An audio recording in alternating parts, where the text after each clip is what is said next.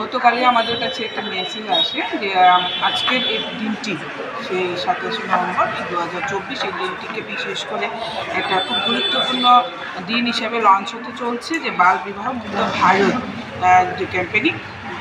এই দিনটিতে আজকে আমাদের ministry of women and child department যে আছে ওনারা আজকের এই দিনটি বিশেষভাবে উদযাপন করছেন এবং দিল্লিতে সেটার উপরে অনেক কার্যক্রম চলছে।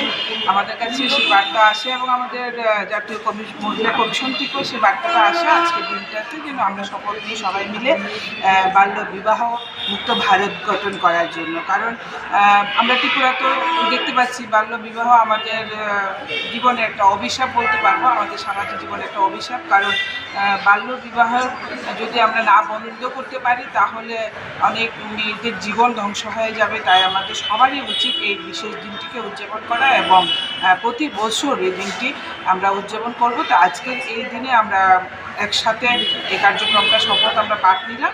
আমাদের সঙ্গে আমাদের শিশু কমিশনের মাননীয় চেয়ারপারসন আছে এবং আমাদের সঙ্গে বিতান অর্গানাইজেশন থেকে একটা টিম এসছে।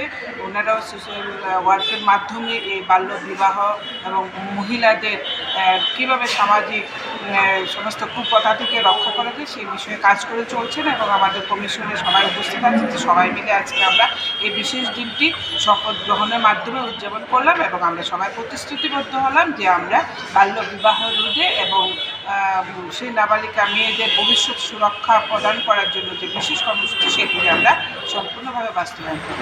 এটা কি পুরো ভারতবর্ষে হচ্ছে? পুরো ভারতবর্ষে সেটা আজকের দিনে হাতে নেওয়া হচ্ছে।